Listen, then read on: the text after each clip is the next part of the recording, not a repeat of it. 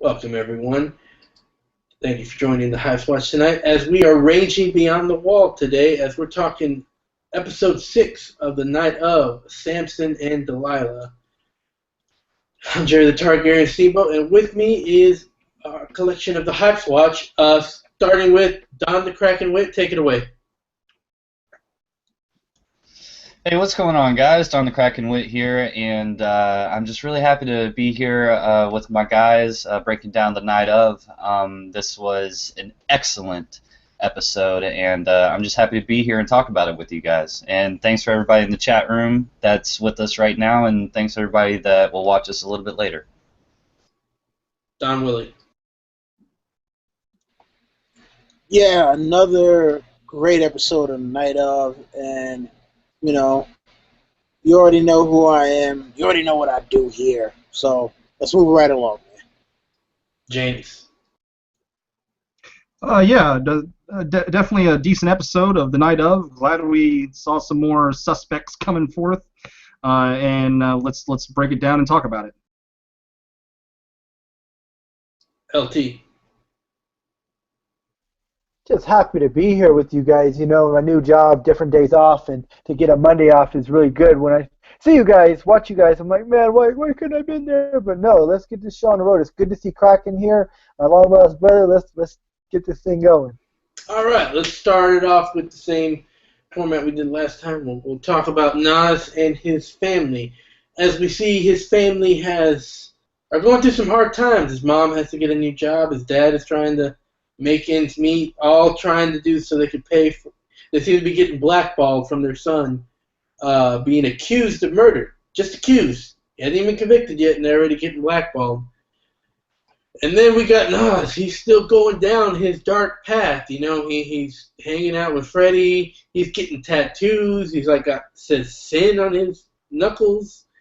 I mean, he sounds like he's going off the deep end. And Freddie hooks him up with the cell phone. He's trying to make a criminal out of him. Nas doesn't quite have the criminal mind quite yet. He hasn't quite developed it.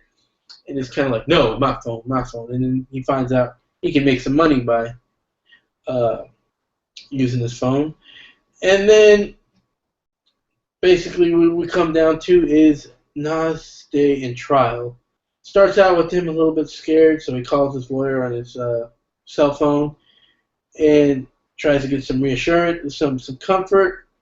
Then he ends up, even though Freddie advises him to wear white, he ends up screwing up and wearing blue, the wrong color. Has to switch right away, and he's just has to deal with and watch the court proceedings go. All right, guys. So, what did you think about what was going on with Nas and his family from this episode? Let's start with you, LT. Stick with Nas and his family. It's just really sad and unfortunate that he hasn't even been convicted yet, and his family's being treated this way. And you see that in real life too. It's different cases, and it's very unfortunate. And I didn't know the whole thing about the blue. That was really cool. And Freddie's trying to look out for him again. And it was funny how Jon Stowe was like, he looked like one of the West Side Story guys, and he saved the day there for him. I mean, I guess made him look really a little better, but yeah. James? I really think with this show, it's actually less about the whodunit, and it's more, I think, about kind of the injustice of the judicial system and how it affects families as a whole. And these prejudices against him and his family. I think it's really more about that than the actual whodunit aspect. It's more of like a commentary, you could say. And this whole slope that Nas is going down. I was watching the show, I was talking to Don Willie. I was saying this isn't going to end good for Nas in the end. No matter what, this is probably not going to end good for Nas. He's getting tattoos on his knuckles. It's never a good look when you get the knuck tats. He's smoking crack. And it sucks because, we believe that he's a good guy anyway, and he's put in these terrible situations, and it's leading to his downfall. And it's just not something that is good to see, because obviously it's probably not going to end with a happy ending. Don Willie. Yeah, I feel bad for him, man, and also the family because now they're being shunned, and also you have Nas who's kind of sort of getting institutionalized at this point. You know, I'm not sure what the exact passage of time has been, but it seems like it might have been a few months already, and the impact that it's having not only on him but his family. I mean, at what point is his family going to break and possibly push him to just say, fuck it, man, throw the trial or whatever? And at what point is he going to break himself? You know, it's just real interesting to see him go through this metamorphosis because in the very first episode, you would never thought that he would be the guy that he is now. He's basically, a gangster, and you never got that vibe from the very first time you saw him walk on screen. So I think that they've done a great job with just showing the changes that he's gone through, and also how it's affected his family. Even though I'm pretty sure that there are things that they're leaving out about his his family that they could show. Yeah, word that. And it probably has been 6 months to a year since he originally got charged. If we're talking about timelines. So, Don Willie. Hey, not Don Willie. Don Kraken. Oh, you starting that again, Jerry? Don the Kraken Willie. Yeah, and I just want to thank James L.T. Giles for coming, and that was funny. All right, so talking about his family, I would say that a lot of time has passed, with them having to recover, and now actually having to go out and, get jobs and everything. And there's certain cases and trials that, you and I see on the news, about deadly murder or a shooting or something of that nature. And you'll hear about it initially, but then once it gets into the trial aspect, or they've caught the person, they're in prison, and the trial starts to take place, it's like, the news media just kind of pushes it to the side up until it comes up again, when it's time. And, it's like me and you, we completely forgot about it, so I think that they're just kind of pushing time here, pretty much, and just kind of doing a little bit of fast forward. I do feel sorry for the family, especially his parents. I was shocked when the attorney opened the door to get her takeout food, and it was Nas's dad. But then I was really mad at him. I was like, you better take that extra tip, that extra $20 that she just pulled out, because you kind of need it right now. But everybody. But anyways, so speaking of Nas and his whole transformation, getting the tattoos on his knuckles and smoking crack and everything and putting the phone on lockdown, we find out a little bit of information about Nas, about him pushing somebody down the stairs, and there's a conversation I had with somebody at work. I don't know if Nas is now currently turned into a product of his environment, or we're actually seeing Nas for who he is, and what he's had built up inside of him. I mean, people probably being just ignorant his whole life. We saw it in the very first episode, of profiling and stereotyping. Especially living in a place like New York, that went through the 9/11 attacks and things of that nature. He was probably very susceptible, to that for years now. So I don't think it's too far-fetched to see that we're actually seeing Nas be who he really is from being a product of his environment throughout his whole life, not just the product of the prison that he's in and the things that he's had to do and the things that he's had to see, so on and so forth. So that's just kind of a toss-up. It's literally a 50-50 for me. I don't know, like I said, if we're actually seeing the real Nas or he is just now turning into this person. But I hope they really wrap this up within the next 2 episodes, personally. But that's all I got for the first half right there. So you're saying it's just a classic example of nature versus nurture, and then also this is Yeah. like a magnifying of the shit that he's been going through. Just Right, right. Mhm. You know, it's like, and like I said last episode, you know, just probably his strict ass parents, you know, everything that he's had to deal with, even though, you know, he's a grown ass man, he still lives under their shadow and everything, and he's probably developed this person that we're seeing now a long time ago. A long time ago. You know, but which then in turn also begs to differ. Did Nas kill her? You know, which after this episode, I'm not so sure anymore. I'm like, fuck, he might have done So you're jumping on the and hate train. Of Nas. it.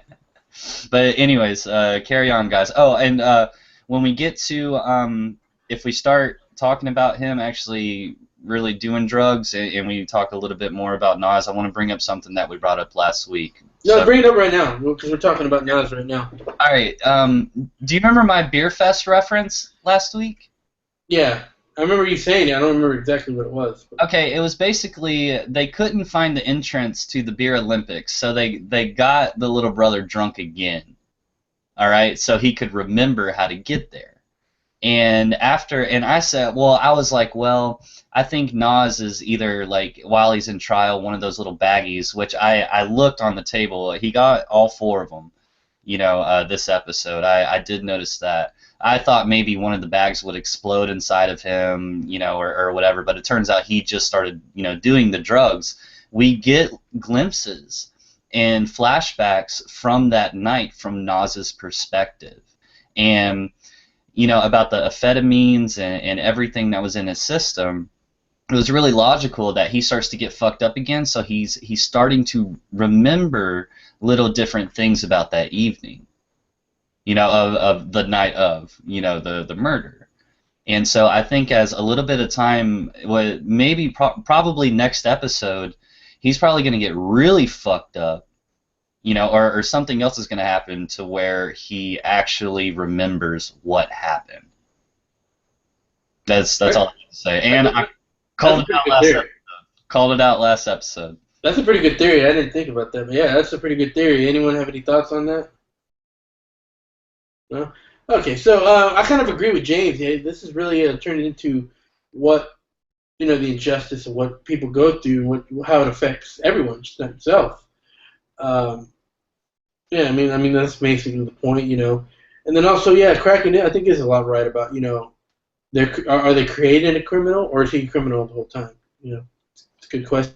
I think hopefully we'll find out more in a little bit. So unless anyone has anything more to say about Nas and his family, we're going to move on to the prosecution.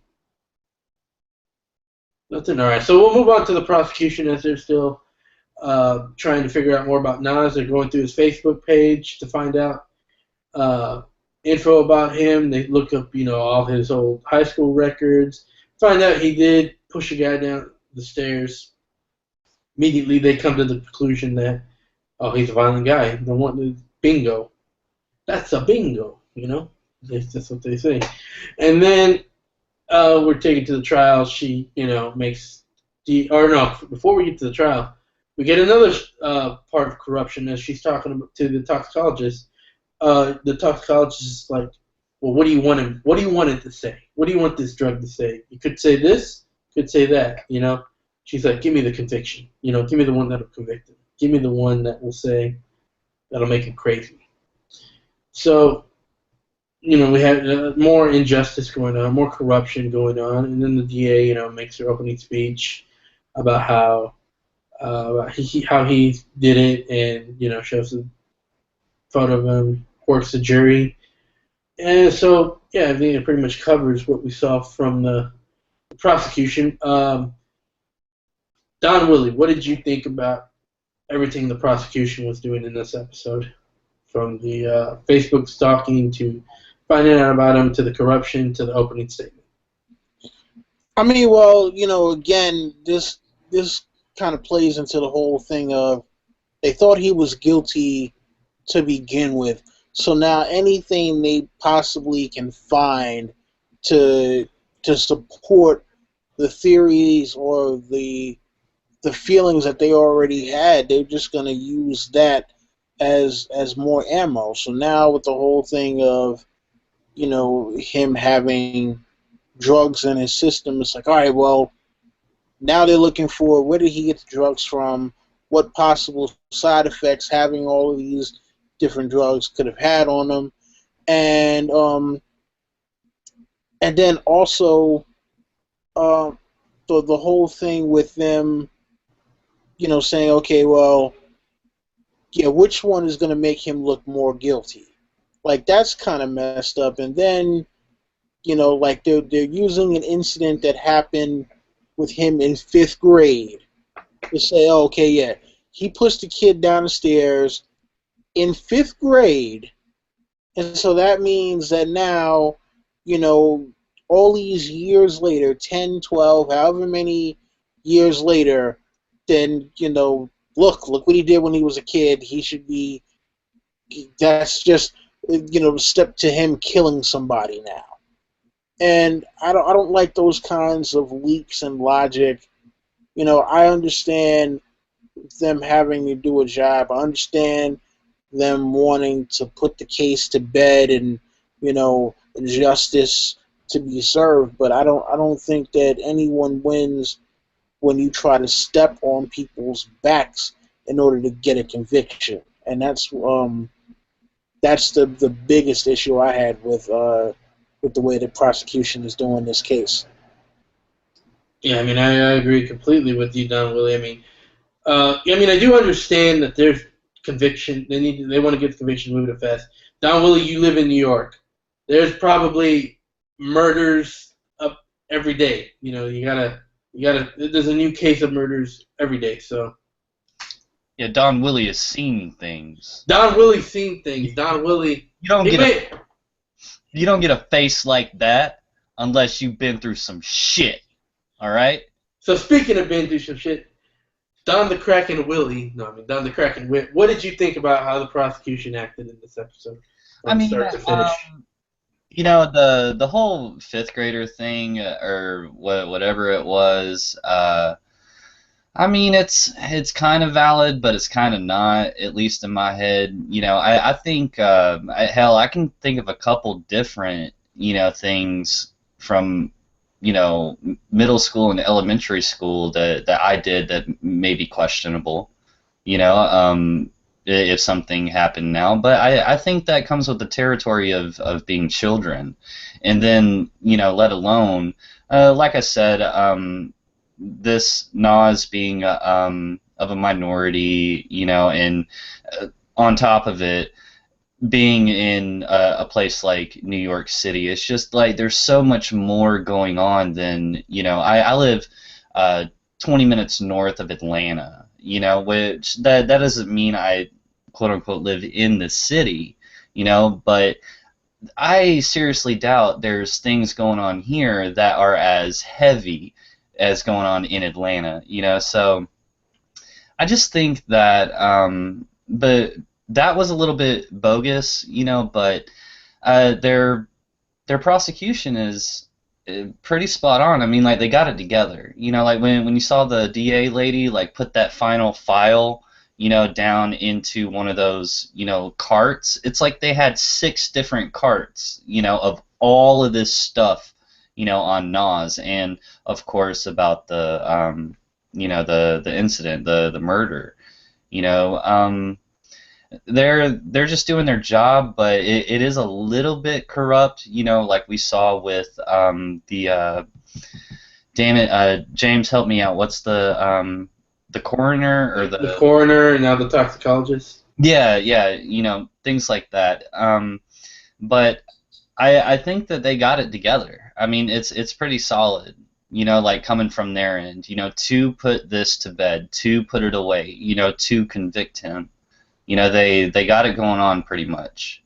You know, I do have to say, from a show standpoint, you know, they showed basically the prosecution, and then it showed him going back to prison and dealing with some shit, and then it goes back to the trial. Like, I love things like that in a movie or a show, to where it's not like, you know, from beginning, middle to end, it's just one, you know, continuity of a story. I like it when they throw it back and forth, that you, the viewer, you have to literally be like, okay, well, this happened at this time. You know, it's just very fun. It's very interactive. So I really enjoy that from a show aspect. You know, so I got to give them a big thumbs up on that. But just straight up prosecution, I do think they're doing a good job, even though I don't agree with them. Like, and I don't want them to, you know, I want them to fuck up basically. But I mean, they're kind of nailing it right now. The thing is, the only problem is the corruption, really, because if he's guilty, the truth should be the truth, you know? Stick with the truth. If you can't get him on a conviction with the truth, maybe he shouldn't be convicted. Yeah, but they're just kind of going by facts and what they're putting together and what seems logical and what makes sense.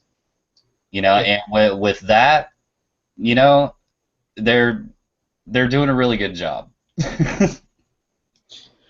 LT, what do you think about this prosecution? Prosecution could stick it. It just pisses me off because this is how it is in real life too. It's like, you know, it's not innocent till proven guilty. It's guilty till proven innocent, and that's how it's always going to be. You know, like she sees the cab and she goes, "Oh, that's intent." She doesn't know that this girl just walks in the cab and won't get out.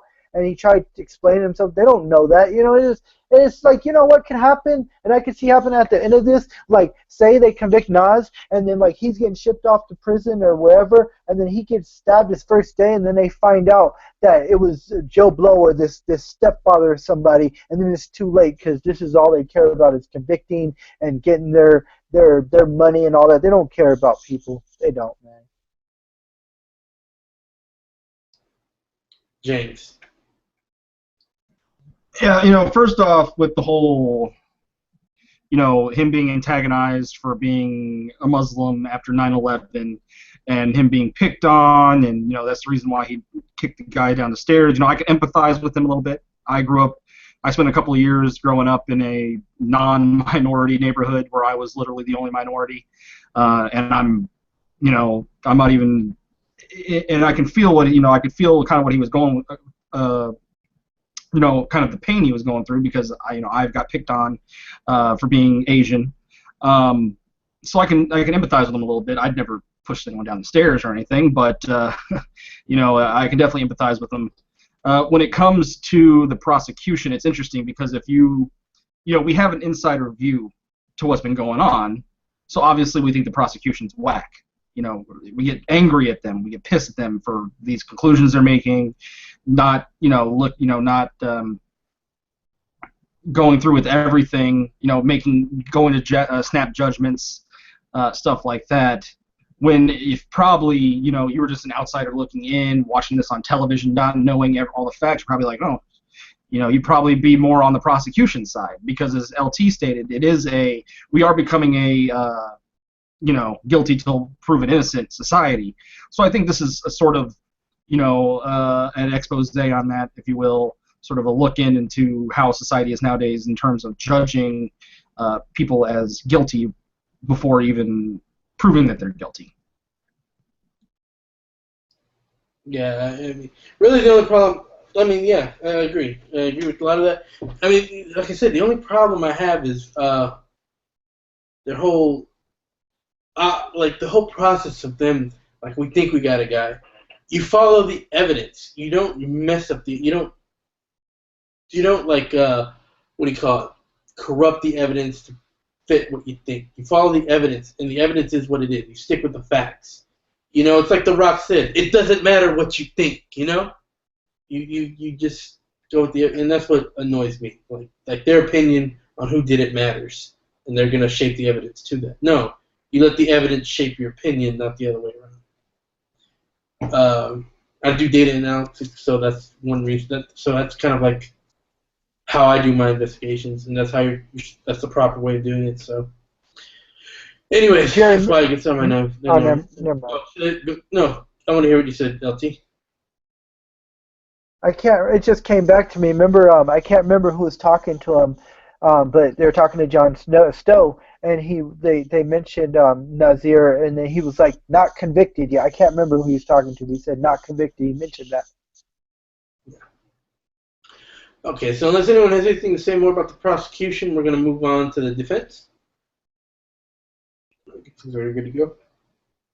So the defense, Chandra and Stone, they do a little bit of investigating still. Stone goes in to look more into the insurance guy and finds out that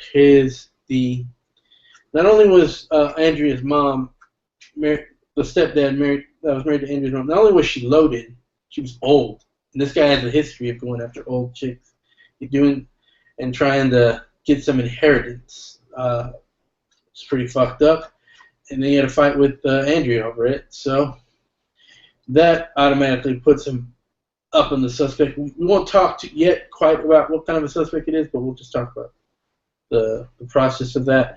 And then Chandra goes and looks through the tape and finds out about the funeral guy. So a new suspect emerges because we find out through Chandra's conversation that this guy is angry at that type of woman the type of girl that she is, and it looks like he thinks she has it coming to her and has zero fucks to give about sympathy when it comes to her. So that's the investigation that they're doing, and then they find out that Nas lied to them again, so they're again worried about that. I think a side thing. Stone's foot got healed, and Chandra is also struggling with coming up with her opening statement. And then we also see that struggle come to bear fruit, whereas she comes with just a terrible opening statement where it's like they got to prove it.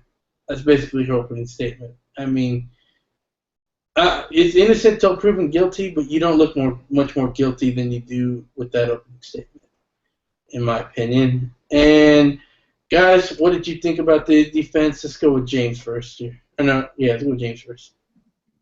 Oh yeah, I mean, it's definitely interesting. I've obviously been talking up the stepfather this whole time because I always believed that the murder was personal, and obviously this sets up a large amount of motivation. Like $12 million worth of motivation, and we see him at the ending shot there, essentially doing the cycle all over again with another cougar. Well, not even a cougar, just an old lady, as he's working as a personal trainer. Now, I will say the Hearst guy that we saw in the first episode, he definitely vaulted up my list because he gave a very unsettling vibe, very creepy, and the title of the episode was called Samson and Delilah, and he told the story about Samson and Delilah, and essentially Delilah, betrayed Samson by finding out his secret and then turning him into the authorities, and they killed him, essentially. So he definitely has a complex against women, it seems like. And you definitely, and especially he quoted the Bible. So we've also seen how many serial killers, that are super religious, saying, quoting scripture and all this stuff. So he's definitely vaulting up the list as, maybe as a serial killer. And obviously serial killers, they also slay people in that fashion as well. So those were very interesting things that the defense was finding out. In terms of, I don't know, I just feel like Nas withholding that, maybe he didn't even think about it. To me, that doesn't even seem like something that's really pertinent. It's something that happened in the past that I don't even think it should matter, but, to that aspect, I don't really care. And usually I don't like this John Stone filler, but I will say it was pretty funny. It added some levity, this whole Chinese herb doctor that magically cured his feet finally, and he's so giddy about it. So I was actually okay with that whole John Stone filler stuff in this episode. Kraken, I know you were down on the limo driver from last week. We're not going to talk about how much of a suspect he is, but we'll get into what you thought about the defense this episode. Well, I have to real quick talk about the Hearst guy. When okay, his entire conversation was suspect as hell, but then when he put the fingernail polish back into that drawer and he shut it, it looked like it wasn't a certain brand. It was like a collection of things, as in a collection from possibly different kills or things of that nature that he's done. You know, that he could find something very simple that nobody would notice, that women have a lot of different nail polishes and things like that. I know that he dresses, you know, dead bodies up and everything. He's probably got a lot of stuff for guys too, but it just kind of seemed like a Trophy. trophy. Yeah, you see what I'm saying? Like that he's collected, that he Like yeah, Dexter with the blood. correct. Yeah, absolutely. You know, but we won't know until a little bit later. But on the Stone side, he's he's gonna come in, I think, a little bit later, like very strong and just kill it. Like that's my personal opinion, you know, about the case. But right now they're using him and the actor as comedic relief. You know, like I laughed my ass off, you know, when he was just sitting there, you know, like in his little AA meeting or whatever the hell it is, you know. I laughed my ass off. But the female attorney, I forget what's her name. Chandra. Chandra. Okay. Her response basically at this point was extremely short and sweet. What was it, Scott Hall that used to say that shit and then throw the toothpick in your face? I'm gonna make this short and sweet. I think that was Scott Hall. I don't know. It's been years, but I just thought it was really good. Like basically, you know, she was quick and to the point, but made a lot of sense.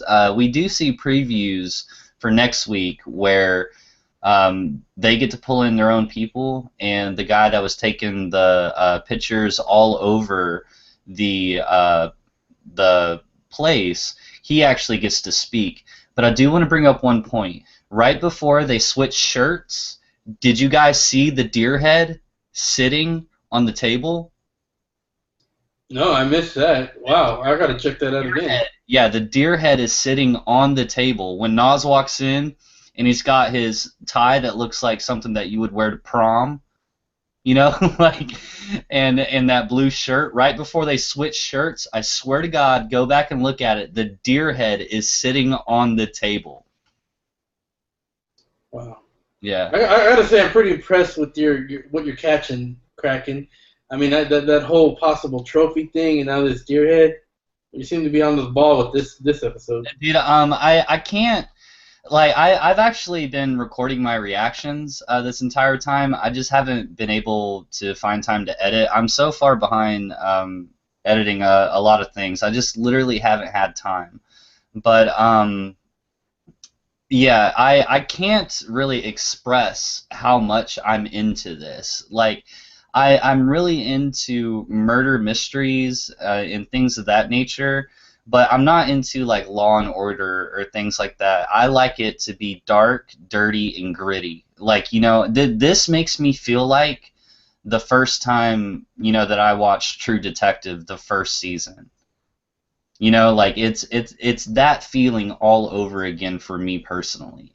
And like I sit there and you know, I watch it last night and then we do it, you know, tonight.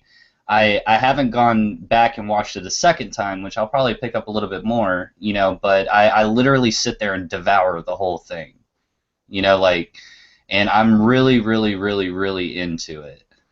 Yeah, I really enjoy this stuff. I really do. Excellent. All right, LT, what do you think about the defense?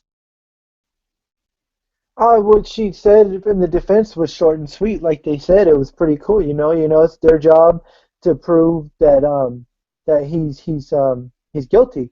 And yeah, I won't even bother talking about the Hearst guy because I'd have to say something else. So I will save that for later. Don Willie?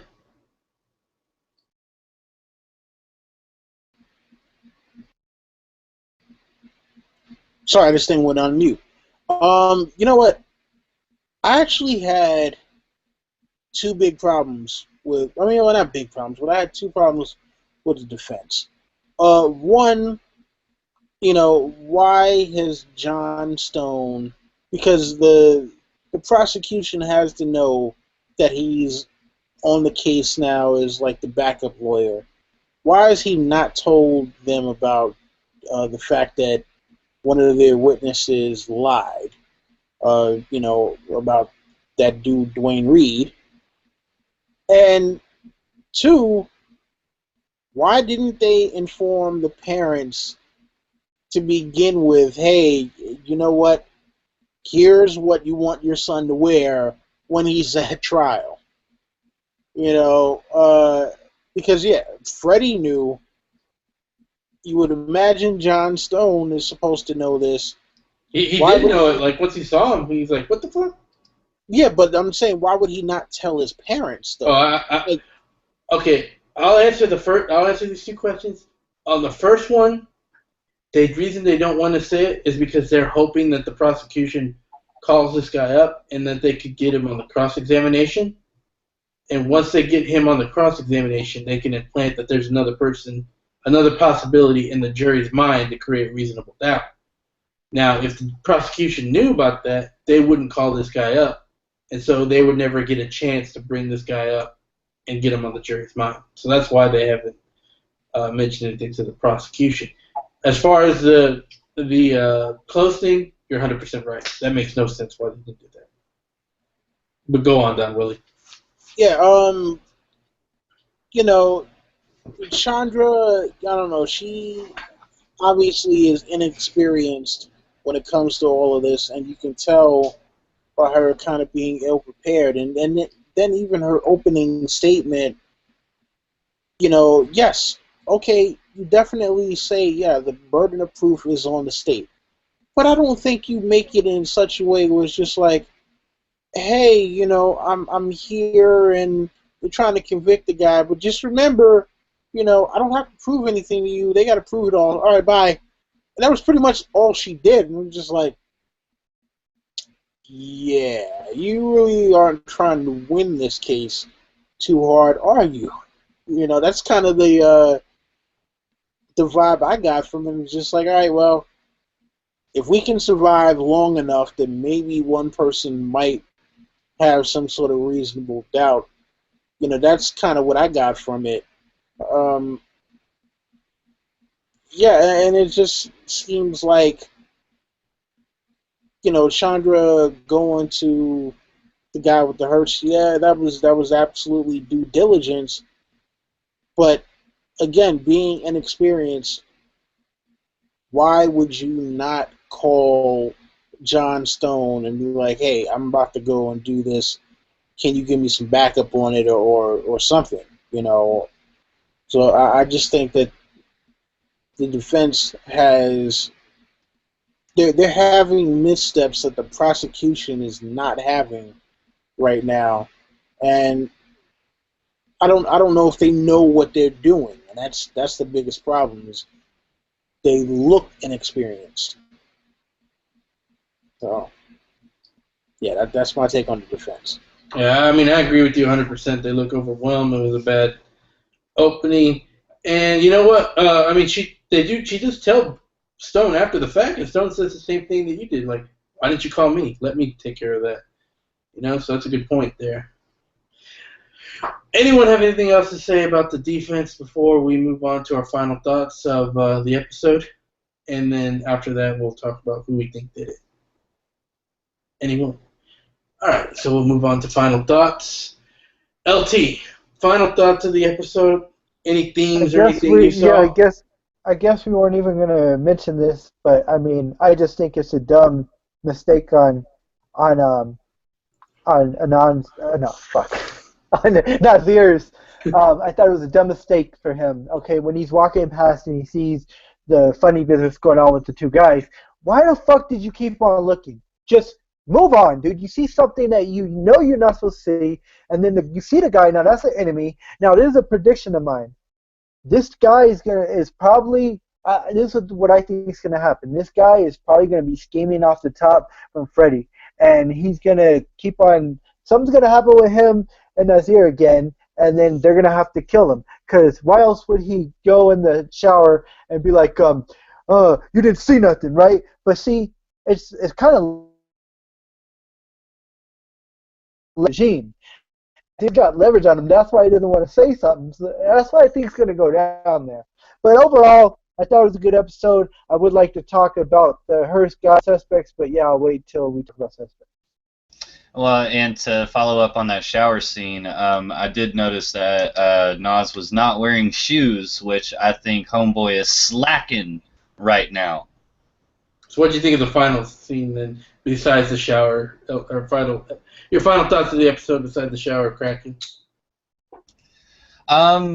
This was one of my favorite.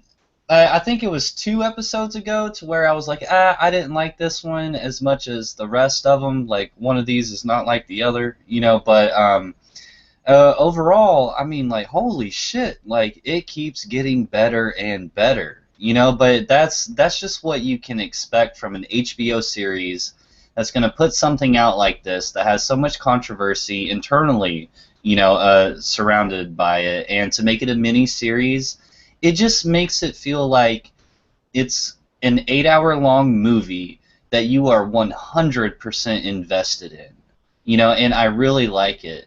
I really, really, really like it. I do think that I want to think that the Hearst guy is a red herring because they were really pushy with the way that they did him and Chandra, you know.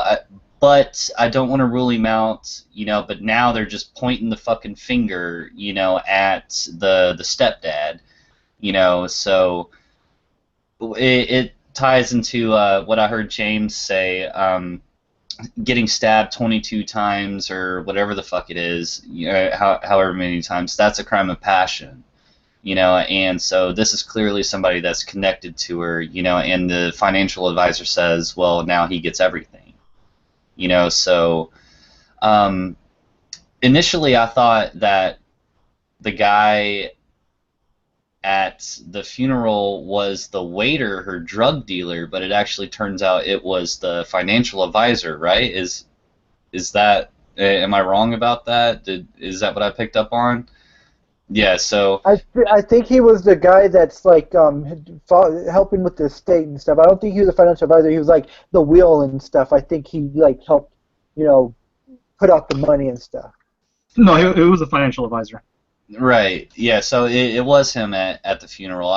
Initially I thought it was the waiter at the bar that was there. That was my initial thought. I was like, oh, that's who that was, her drug dealer. And the stepdad was like, why are you here, motherfucker? You know, like, you've been contributing to her problem for, you know, X amount of time now.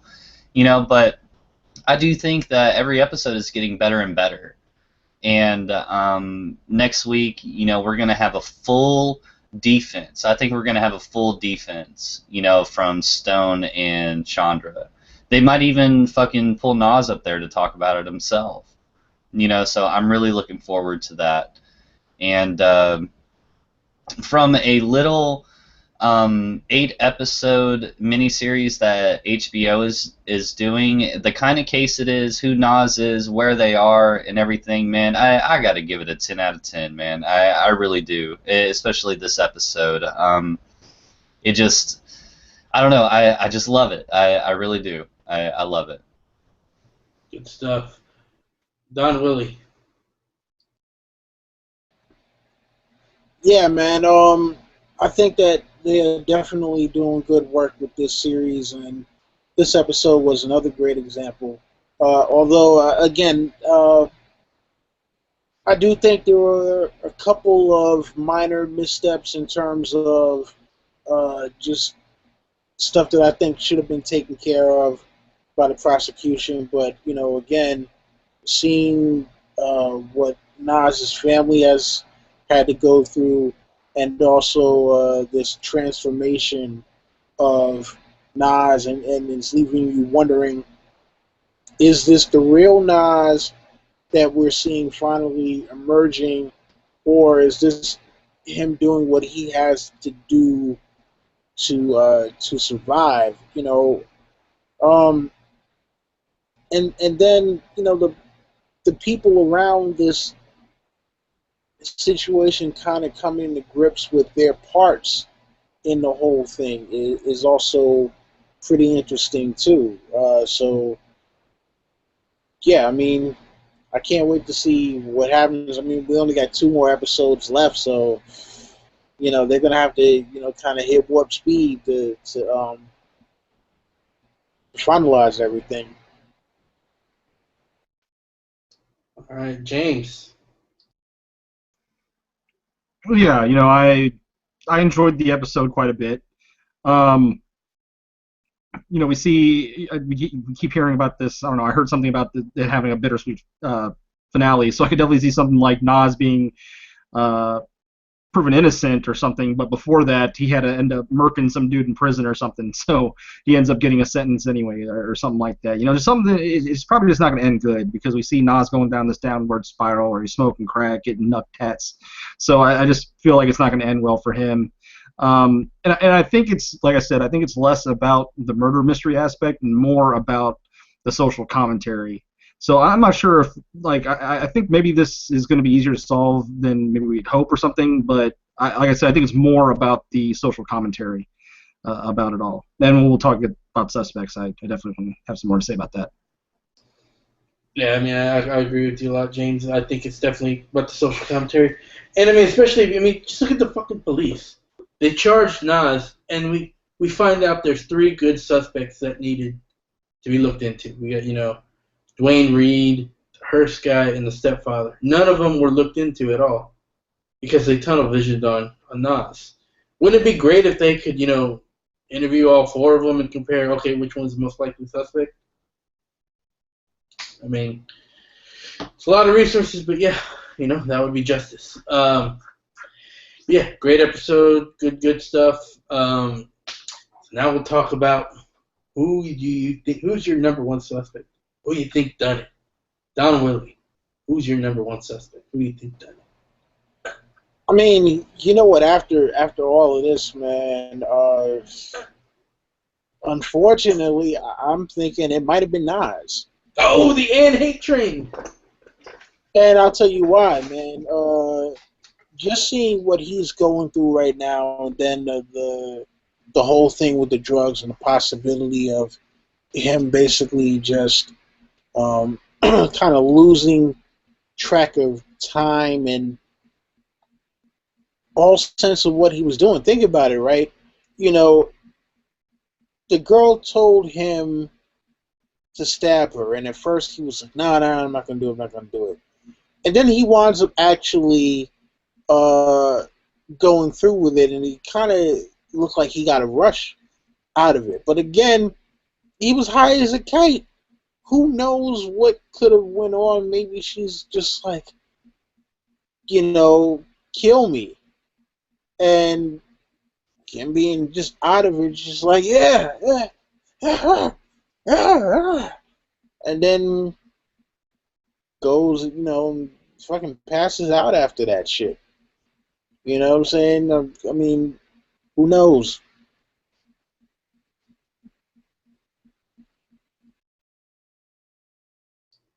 All right. James, suspect. Who do you think that is? Well, I've definitely been on the stepfather since the moment I saw him. He's definitely a shady guy with some, pretty unscrupulous tactics on getting money.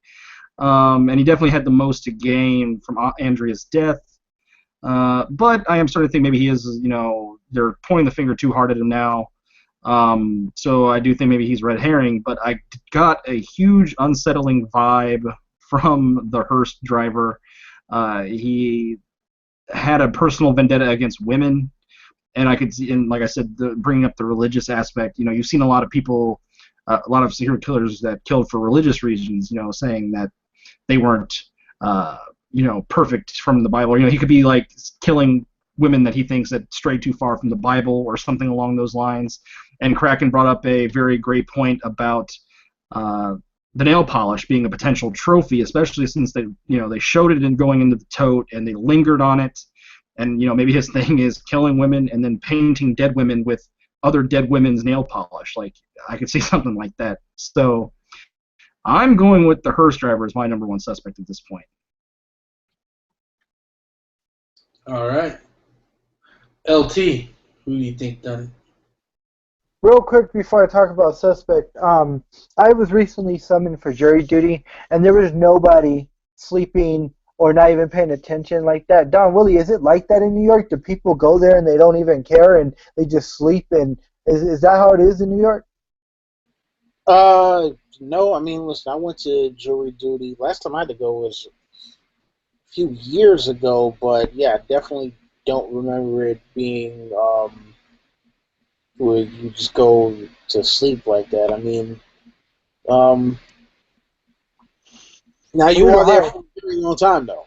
Yeah, this is a high-profile case. You know, I think they'd be watching him. But okay, that was besides the point. All right, so I personally think Hearst guy is trying to make us think that he did it. Now, I got the same vibe as James did. I was very unsettled when he said the judge's scripture. I didn't know it off top, but then when he brought up Samson and Delilah, I thought it was going to be something else. But anyways, I just think it's trying to get us away from the stepdad. I think stepdad is number one suspect. You know, as I said before, they showed the doors open. He would know to go up that door to sneak in there.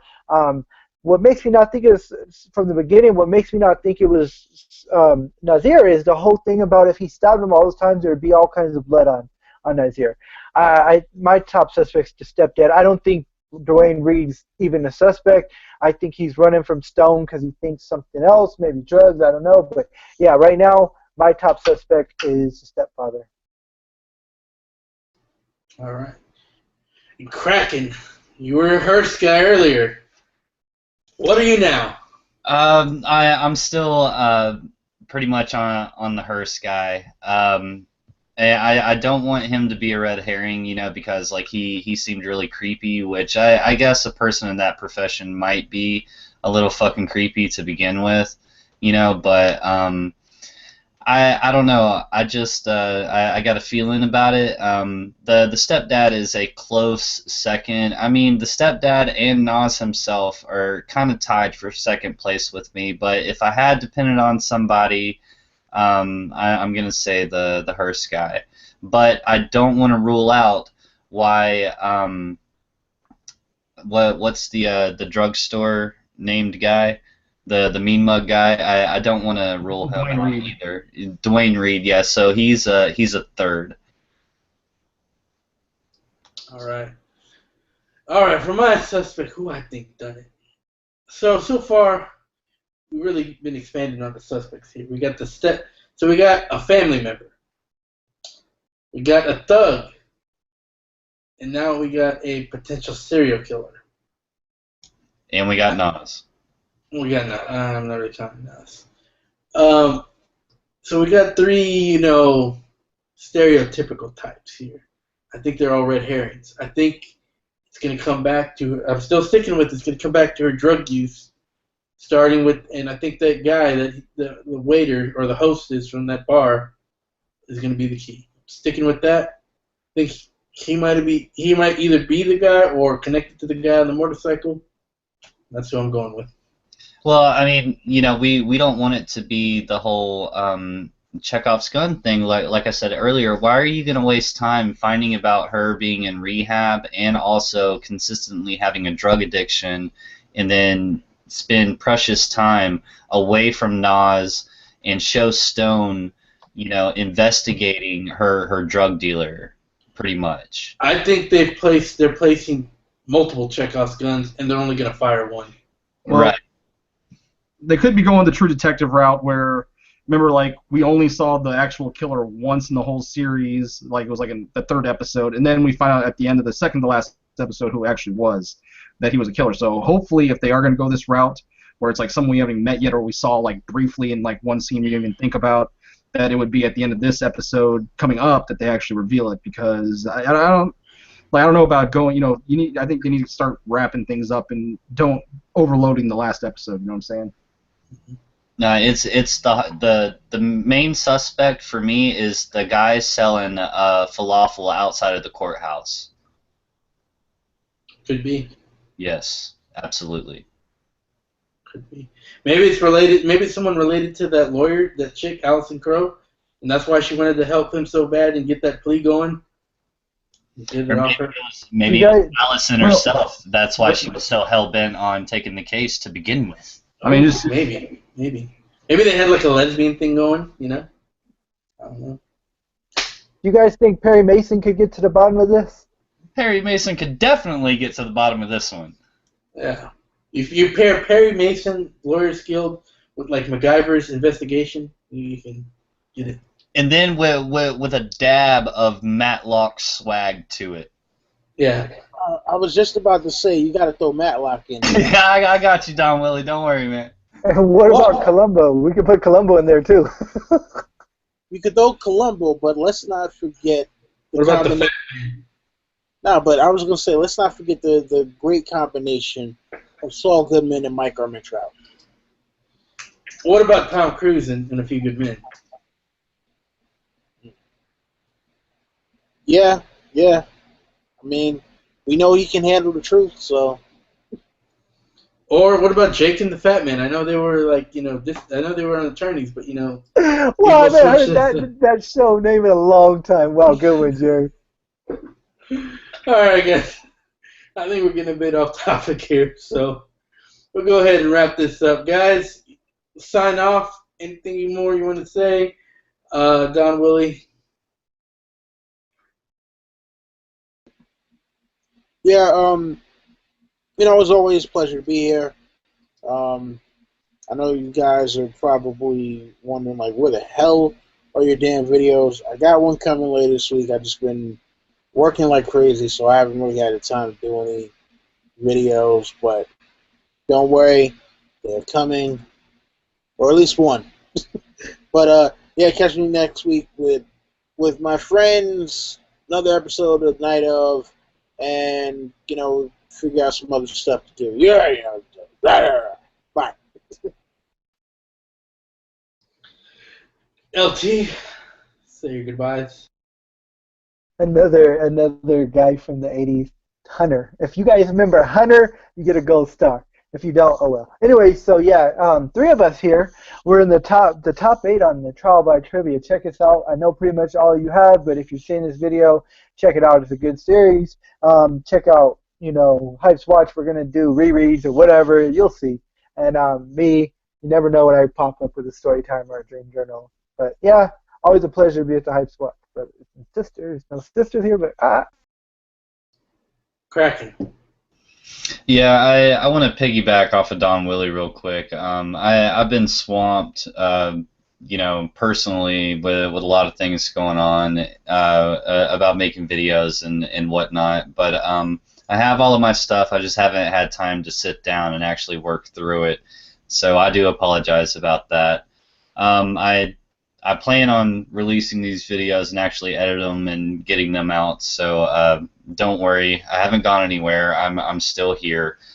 You know what? But this has been so enjoyable for me because I really love this show. So I'm just happy to talk to my favorite people on the internet right here, the Hype's Watch, and hopefully you guys will tune in next Monday and we'll break down the second to last episode. So it should be really fucking juicy, man. I can't wait. But all right, crack out. All right, and James Michelle. Yeah, guys, it's always a pleasure to talk about this show. I've been enjoying it thus far, hoping for a riveting conclusion. Just wanted to say August 21st at 2 p.m. Eastern, we will be doing our August reread. It is on Tyrion 11, A Storm of Swords. So I hope you guys join us. That'll be on the Hype's Watch channel. Thanks, James. Yeah, please join us for that. And also join us next week as well. And until then, we'll see you. Wait, don't forget next Friday, August 19th is my birthday, and I turned it's his birthday. I turned the dirty 30. Everybody, oh my god, oh my god. Kraken is gonna do the dirty bird for his dirty 30. For the dirty 30. Been dirty for a long time. Well, you're a young puppy, man. You're a young puppy. I know I've been dirty for a long time, but I just ain't been 30 while being dirty. So I mean, shit. All right, whatever. You and James are some young kids. Youngins. All right, you youngins. We will see y'all later, and Hail Hydra.